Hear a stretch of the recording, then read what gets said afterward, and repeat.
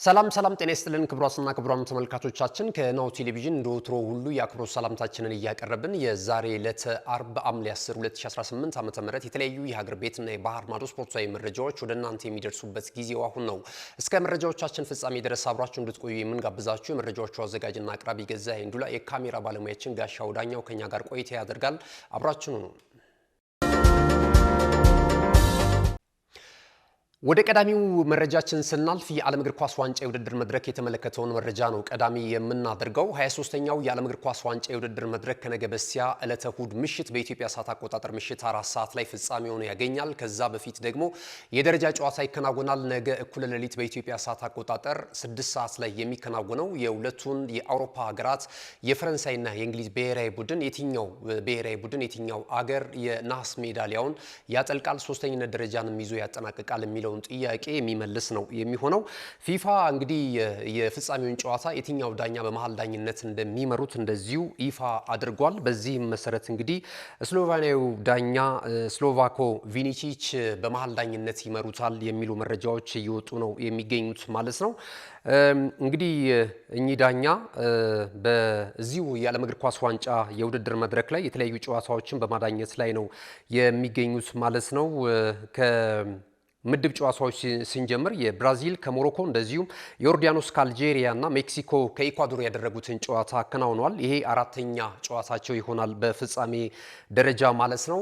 በአውሮፓ የትላልቅ የውድድር መድረኮች ላይ የፍጻሜ ጨዋታን መርቷል እና በዛም ነው እምነት የተጣለባቸው እኚህ ዳኛ ማለት ነው። ለምሳሌ የ2024ቱን የአውሮፓ ቻምፒየንስ ሊግ የውድድር መድረክ የፍጻሜ ጨዋታ ፒኤስጂን ከኢንተር ሚላን አገናኝቶ ፒኤስጂ ቀለል አድርጎ 5-0 በሆነ ውጤት በማሸነፍ ቻምፒየንስ ሊግን የዋንጫ ክብር በታሪኩ ለመጀመሪያ ጊዜ ያሳካበትን የፍጻሜ ጨዋታ 24 ላይ መዳኘት ችለዋል ማለት ነው። ከዛ ባለፈ የኢሮፓ ሊግን የፍጻሜም ጨዋታ እንደዚሁ እኚህ ዳኛ ዳኝተዋል። አይንትራ ፍራንክፈርት ከሬንጀርስ ያደረጉትን በሮማን ሳንቼዝ ቪዥዋል ስቴዲየም የተደረገውን ጨዋታ እንደዚሁ ማዳኘት ችለዋል በመሃል ዳኝነት ማለት ነው። ልምድ አላቸው የትልልቅ ጨዋታዎች።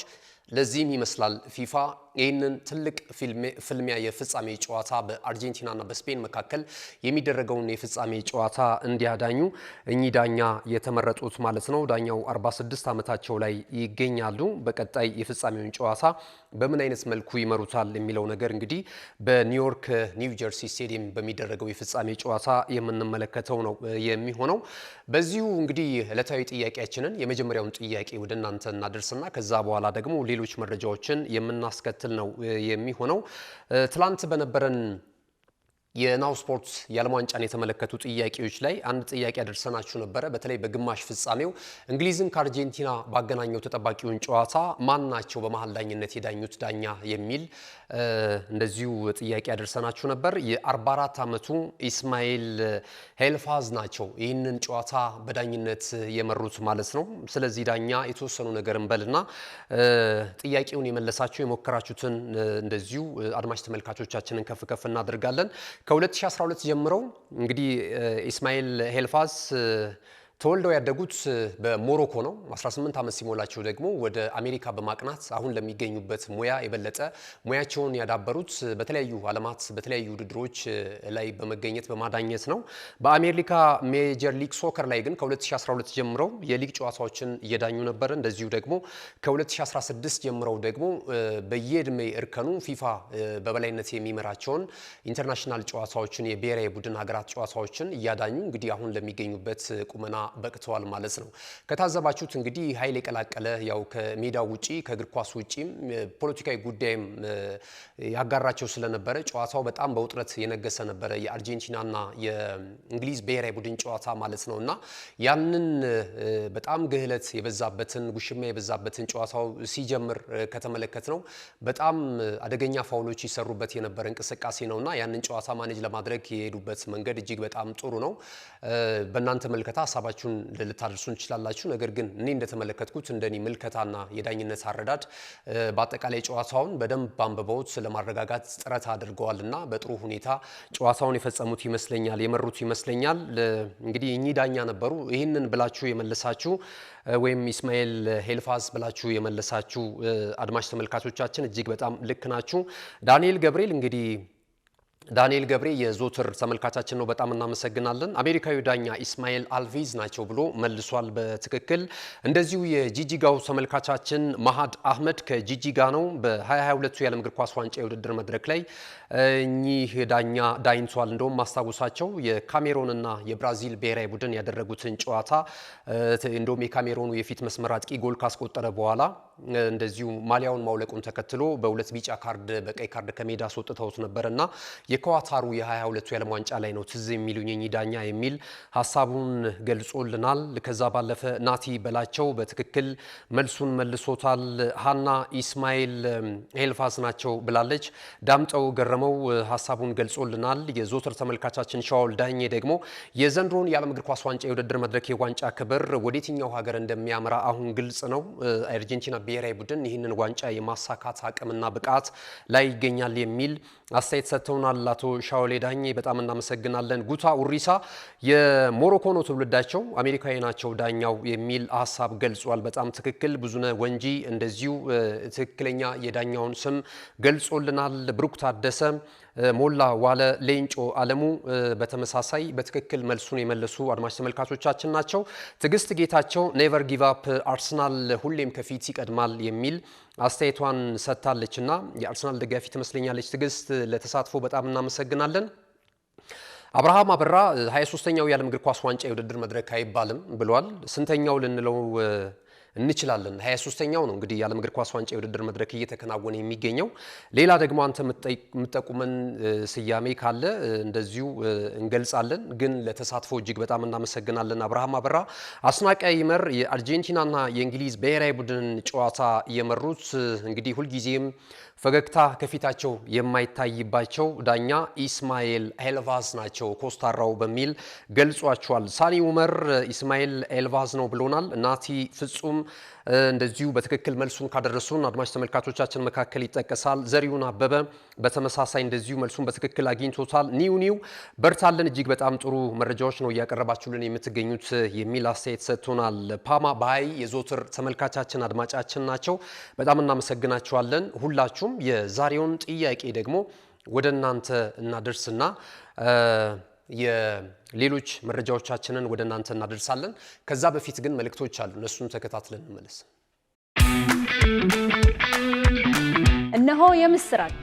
የ10 አየር መንገድ የበረራ ትኬት ለውድ ደንበኞቹ በተቀላጠፈና አስተማማኝ በሆነ መንገድ እያቀረበ ያለው። በዚህም በደንበኞቹ የተመሰገነው ጉዞጎ አሁን ደግሞ ተደራሽነቱን በማስፋት ተጨማሪ ባንኮችን በማካተት ለውድ ደንበኞቹ የበለጠ አስተማማኝ ለመሆን ችሏል።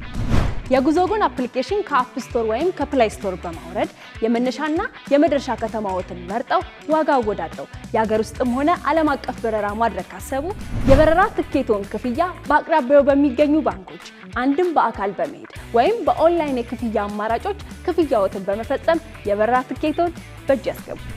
ከዚህም በተጨማሪ እንደ ሁል ጊዜው ወደ ጉዞጎ የጥሪ ማዕከላችን 7473 በመደወል ከሙሉ የበረራ መረጃ ጋር የ24 ሰዓት የትኬት አገልግሎት ማግኘት እንደሚችሉ ስናበስሮ በታላቅ ደስታ ነው።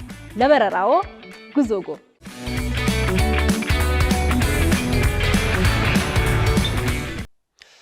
ተመልሰናል። ክቡራትና ክቡራን ተመልካቾቻችን ይህ ናሁ ቴሌቪዥን ነው። ናሁ ስፖርትን የዕለተ አርብ የመረጃ ሰዓታችንን በመከታተል ላይ ትገኛላችሁ። አብራችሁን ስላላችሁ እጅግ በጣም እናመሰግናለን። ቀደም ሲል እንግዲህ የዓለም ዋንጫን የተመለከቱ እንደዚሁ መረጃዎችን ወደ እናንተ አደረስን። በተለይ ደግሞ የፍጻሜውን ጨዋታ የትኛው ዳኛ ይመሩታል የሚለውን መረጃ ነው ወደ እናንተ ያደረስነው። ከዛ ባለፈ ደግሞ ትላንት በነበረን የጥያቄና መልስ ላይ ጥያቄውን በማንሳት መላሾችንም እንደዚሁ ከፍ ከፍ አድርገን ተመልሰናል። ወደ ዛሬው ጥያቄያችን እንለፍ። በዚህ በተከናወነው ወይም ደግሞ በመከናወን ላይ በሚገኘው እና የፊታችን እሁድ ፍጻሜውን በሚያገኘው የዓለም እግር ኳስ ዋንጫ የውድድር መድረክ ላይ እስከ ሩብ ፍጻሜ ድረስ መጓዝ የቻሉ የአፍሪካ ሀገራቶች ብሔራዊ ቡድኖችን እንድጠቅሱልን ነው። የአፍሪካ ሀገራት ብሔራዊ ቡድኖች እስከ ሩብ ፍጻሜው ድረስ መግባት የቻሉ ብሔራዊ ቡድኖች ኖሮ ከኖረ እንግዲህ ይህንን እንድትገልጹልን ነው የመጀመሪያው ጥያቄያችን የሚሆነው ማለት ነው። በቀጥታ ወደ አጫጭር ስፖርታዊ መረጃዎቻችን እንለፍ። ካለን ሰዓት አንጻር የተለያዩ መረጃዎች ይፋ እየተደረጉ ይገኛሉ። የሰሜን ለንደኑ ክለብ አርሰናል በመጪውም አዲሱ የውድድር ዘመን የበለጠ ቡድኑን ጠንካራ ለማድረግ አዳዲስ ተጫዋቾችን ወደ ስብስቡ እያመጣ ይገኛል። ሶስተኛ ተጫዋቹን ወይም ሶስተኛ ፈራሚውን በክረምቱ የተጫዋቾች የዝውውር መስኮት እንደዚሁ ይፋ አድርጓል። ማስፈረሙን ክለቡ ኦፊሻል ማድረግ ሊቀረው ይችላል። ነገር ግን የተለያዩ የመገናኛ ታማኝ ብዙሃን እየገለጹትና እንደዚሁ እያስነበቡ ነው የሚገኙት። ከዚህ ቀደም ፒሮ ኢንካፔን በውል ስምምነት ነበረ በውሰት ነበረ እንግዲህ ክለቡን ተቀላቅሎ ከባየር ሊቨርኩሰን እየተጫወተ የሚገኘው ይሄንን ወደ ቋሚ የውል ኮንትራት እንደዚሁ ማሳደጉ የሚታወስ ነው። ከዛ ባለፈ ደግሞ ከሊድስ ዩናይትድ እንደዚሁ ኤላን ሜስሌርን የተባለውን ግብ ጠባቂ ማምጣቱም ይታወሳል ማለት ነው። እነዚህ ሁለት ተጫዋቾች ላይ ደግሞ አሁን ክርስቶስ ቲዞሊስን ማስፈረማቸው ሶስተኛ ተጫዋቾቻቸውን በክረምት የተጫዋቾች ዝውውር መስኮት የግላቸው ማድረጋቸውን መድፈኞቹ አረጋግጧል ማለት ነው። በተለይ የግሪካዊ የግራ ክንፍ ተጫዋች ቨርሳታይል ነው። በተለያዩ ቦታዎች ላይ መጫወት ይችላል። በየትኛውም የፊት ዲፓርትመንት ላይ መጫወት ይችላል። በግራም በቀኝም ተብሏል። 10 ቁጥርም ሆኖ መጫወት እንደሚችል እየተገለጸ ነው የሚገኘው። ብዙዎች ከቀድሞ መድፈኛ ከሮዝስኪ ጋራ ከቼክ ሪፐብሊካኑ ለቼክ ይጫወት የነበረውን ማለት ነው ታቆታላችሁ። ቀደም ብላችሁ የአርሰናል ደጋፊ የሆናችሁ የሮዝስኪ እጅግ በጣም የሚገርም ነው። በሹቱ ወይም ከቦክስ ውጪ የሚመታቸው አክሮ የሚመታቸው ኳሶች ተጠቃሾች ናቸውና የሮዝስኪ ተተኪ እያሉ ነው በሚመታቸው ምቶች እያደነቁት የሚገኘው ማለት ነውና ተጫዋቹ 24 ዓመቱ ላይ ነው የሚገኘው። ከዚህ ቀደም ወደ እንግሊዝ ፕሪሚየር ሊግ በተለያዩ አጋጣሚዎች መጥቶ ነበረ። በተለይ ደግሞ 21 የውድድር ዓመት ላይ እንደዚሁ ወደ ኖርዊች ሲቲ የመጣበትን አጋጣሚ ማንሳት ይቻላል። አጠቃላይ ግን ሁኔታውን ከተመለከት ነው የእግር ኳስ ህይወቱ የሚጀምረው ፓኖስ እግር ኳስ አካዳሚ እንደሆነ የተለያዩ መረጃዎችን አግኝቻለሁ። ከዛ በኋላ ደግሞ በ14 ዓመቱ እንደዚሁ በፓዮክ ኤፍሲ አካዳሚን ተቀላቅሎ እስከ ዋና ቡድኑ ድረስ መጫወት ችሏል። 21 ላይ ቀደም ሲል እንደጠቀስኩት ወደ ኖርዊች ሲቲ ተዘዋውሮ በ13 ሚሊዮን ዩሮ የተለያዩ ጨዋታዎችን አድርጓል። ወደ 14 ጨዋታዎች በእንግሊዝ ፕሪሚየር ሊግ እንደዚሁ ማከናወን ችሏል። ያና ህልግል ውጤታማ እንዳልነበረ እንግዲህ መረጃዎች እየጠቆሙ ነው የሚገኙት። ከዛ በኋላ ወደ ጀርመን አምርቷል። በሁለተኛ ዲቪዚዮን በፎርቱና ዱሶልዶርፍ እግር ኳስ ክለብ ውስጥ እንደዚሁ ተጫውቷል። ሁለተኛ ዲቪዚዮን ላይ ማለት ነው። ጥሩ መነቃቃትን ማሳየት ችሏል ወደ ጀርመን ባቀናበት ጊዜ ተብሏል። በ24 የቤልጂየሙን ክለብ ብሩዥን ከተቀላቀለ በኋላ በዛ ቡድን ውስጥ እንግዲህ እስካሁን ድረስ እጅግ በጣም ጥሩ እንቅስቃሴን በማድረግ ላይ እንደሚገኝ እየተነገረ ነው የሚገኘው ማለት ነውና በግሪክ ብሔራዊ ቡድን በዩ17 በዩ19 እና እንደዚሁም በዩ21 ወይም ከ21 ዓመት በታች እንደዚሁ ጨዋታውን ማድረግ ችሏል። ወደ ዋና ብሔራዊ ቡድኑም እንደዚሁ ጥሪ የቀረበለበትን አጋጣሚ ተመልክተናል ማለት ነውና ይሄ ተጫዋች አዲሱ መድፈኛ ሆኖ ኤሚሬትስ ለመድረሱ እየተገለጸ ነው የሚገኘው። ቀጣይ የሕክምና ምርመራውንና ተያያዥ ጉዳዮችን ጨርሶ ለክለቡ ደጋፊዎች ይፋ እንደሚደረግ ለመገናኛ ብዙሃን ይፋ እንደሚያደርጉት እየተገለጸ ነው የሚገኘው። አርሰናል ይህን ተጫዋች አስፈረመ በኋላ ቀጣዩ የዝውውር ስቴፕ ምን ሊመስል ይችላል የሚሉ ጉዳዮችም ተያይዘው እየወጡ ነው የሚገኙት። አሁን ቀጣዩ ፈራሚ ደግሞ የአርሰናል ሞርጋን ሮጀርስ እንደሆነ እየተገለጸ ነው የሚገኘው። የብሩኖ ጉማሬዥም ጉዳይ እንደዚሁ መሳ ለመሳ ወይ ጎን ለጎን ይዘውት አጠንክረውት እየሄዱ እንዳለ ነው። ከተጫዋቾቹ ባለንብረት ክለቦች ጋር ንግግር እያደረጉ ከተጫዋቾቹ ወኪል ጋርም ስምምነት ላይ እየደረሱ እንዳሉ ዝውውሮችን ለመፈጸም እየተነገረ ይገኛል ማለት ነው። የሚቀድመው ግን የሞርጋን ሮጀርስ ጉዳይ እንደሆነ ለአርሰናል እግር ኳስ ክለብ ቅርበት ያላቸው ወይም በአርሰናል የዝውውር ጉዳይ ከሚታመኑ የመረጃ ምንጮች መካከል እንደነ ዴቪድ ኦርኔስቴን የመሳሰሉ ጋዜጠኞች እየገለጹ ነው የሚገኙት። ፋብሪዚዮ ሮማኖም እንደዚሁ ቀጣይ አርሰናል ራዳር በዝውውሩ ክርስቶስ ዞሊስን ካስፈረሙ በኋላ የሞርጋን ሮጀርስ ጉዳይ ሊቀድም እንደሚችል እየተገለጸ ነው የሚገኘው ማለት ነውና እንግዲህ ይህንን ተጫዋች እንዴት ተመለከታችሁት? አንዳንድ ሃይላይቶች የአርሰናል ደጋፊዎች አይታችኋል ብዬ አስባለሁ። በክለብ ብሩዥ እያደረገ ያለው እንቅስቃሴን በርካታ ግቦችን ነው ከመረብ ሲያሳርፍ እየተመለከትን የምንገኘው። በ52 ጨዋታዎች 22 ግቦችን አስቆጥሯል። 29 ለጎል የሆኑ ኳሶችን ደግሞ ለቡድን አጋሮቹ አመቻችቶ ማቀበል ችሏልና በቡድን ስራው ላይ ለአሰልጣኝ ሚካኤል አርቴታው የተሻለ ነገር ሊያስገኝለት እንደሚችል እየተገለጸ ነው የሚገኘው ማለት ነውና ከተጫወታቸው ጨዋታዎች በላይ ነው የግብ ተሳትፎውን እየተመለከትን የምንገኘው። የእንግሊዝ ፕሪሚየር ሊግ እንዲህ ቀሎት በጥሩ ሁኔታ ለአርሰናል እግር ኳስ ክለብ ጥሩ ግብዓት ሊሆን ይችላል ወይ የሚለው ነገር ግን ገና እድሜውም 24 ስለሆነ እንግዲህ የበሰለ ከቡድኑ ጋራ ወደ ተሻለ ደረጃ ሊሄድ ይችላል የሚሉ መረጃዎችም እየወጡ ተያይዘው እየተመለከትን እንገኛለን። የማንቸስተር ዩናይትድን መረጃ እንደዚሁ እናስከትል። ሳንደር በርጌን ለማስፈረም ከፉልሃም ከፍተኛ ጥረት በማድረግ ላይ እንደሚገኙ ቀያይ ሰይጣናቱ እየተገለጸ ይገኛል። በፉልሃም ቤት ያለው ፍጥነት ከቡድን ጋር መዋሃድና አሰልጣኙ የሚሰጠውን ታክቲክ በመተግበር ረገድ በከፍታ ነው ስሙ የሚነሳው። ይህ ተጫዋች በዓለም እግር ኳስ ዋንጫ የውድድር መድረክ እንደዚሁ በኖርዌይ ብሔራዊ ቡድን ተመልክተነዋልና ይህንን ተጫዋች ማስፈረም ፍላጎታቸው ከጊዜ ወደ ጊዜ ከፍ እያለ ስለመምጣቱ እየተገለጸ ይገኛል። የተጫዋቹ ባለንብረት ክለብ የምዕራብ ለንደን ክለብ ፉልሃም ደግሞ ከ50 እስከ 60 ሚሊዮን ፓውንድ ድረስ ይፈልጋል ተብሏል። ዩናይትዶች ግን በ40 ሚሊዮን ፓውንድ የተጫዋቹን ዝውውር ለመቋጨት እንደዚሁ ከክለቡ ወኪል ጋራ ከተጫዋቹ ወኪል ጋርና ከክለቡ ጋራ ንግግር እያደረጉ እንደሚገኙ እየተገለጸ ነው የሚገኘው ማለት ነው። ወደ ሊቨርፑል መረጃችን ስናልፍ የመርሲሳይዱ ክለብ ሊቨርፑል ያማካኙን የዶሚኒክ ሶቦስላይን የኮንትራቱን ስለማራዘሙ እየተገለጸ ይገኛል። በቀጣዩ 5 የውድድር ዓመታት በቀዮቹ ቤት ዳግም ቀዩን ማሊያ ጥልቆ ሊቨርፑልን ወደ ከፍታ ለማውጣት ጥረት በማድረግ ላይ ከሚገኙ የሊቨርፑል ተጫዋቾች መካከል አንደኛው ሆኖ ይቀጥላል የሚሉ መረጃዎች እየወጡ ይገኛሉ። ዶሚኒክ ሶቦስላይ ባለፈው ዓመት በጣም ጥሩ እንቅስቃሴ ማድረግ ችሏል። በተለይ ከቅጣት ምት የሚያስቆጥራቸው ጎሎች የቀዮቹን ደጋፊዎች ሲያማልል አይተናል። ሌሎችም ክለቦች እንደዚሁ ለማስፈረም ሪያል ማድሪድን ጨምሮ የዶሚኒክ ሶቦስላይን ፊርማ ለማግኘት ከፍተኛ ጥረት ሲያደርጉ ነበር። ነገር ግን በስተመጨረሻም ተጫዋቹ ዘለግላሉ አመታቶች በዚህ ቡድን ውስጥ በዚሁ በሊቨርፑል ቤት የመቆየት ፍላጎት እያሳየ ነው የሚገኘውና ስምምነቱም እንደተጠናቀቀ እየተገለጸ ይገኛል። 2023 ላይ ነበር ከቡንደስሊጋው ክለብ አርቢ ላይፕዚግ ሊቨርፑሎች ማምጣት የቻሉት ይህንን ተጫዋች ማለት ነውና እንግዲህ በቀጣይ እንመለከታለን። ባለፈው አቻምና ደግሞ እንደምናስታውሰው በሊቨርፑል ማሊያ ሊቨርፑል የሊጉን የዋንጫ ክብር በአሰልጣኝ አርነ ስሎት ስር ሆኖ ማሳካት ሲችል የዚህ ተጫዋች ሚና እጅጉን የላቀ እንደነበረ ማስታወስ ይቻላልና ሊቨርፑሎች በጣም ጥሩ የውል ኮንትራት ለማደስ ከጫፍ ደርሷል። ወደ አርሰናል መረጃ እንደገና እንመለሳለን። አርሰናል የ16 ዓመቱን እንደዚሁ የካርዲፍ ሲቲውን አክሴል ዴንቾ የተባለውን ተጫዋች ለማስፈረም ከስምምነት ላይ መድረሱ እየተገለጸ ነው የሚገኘው።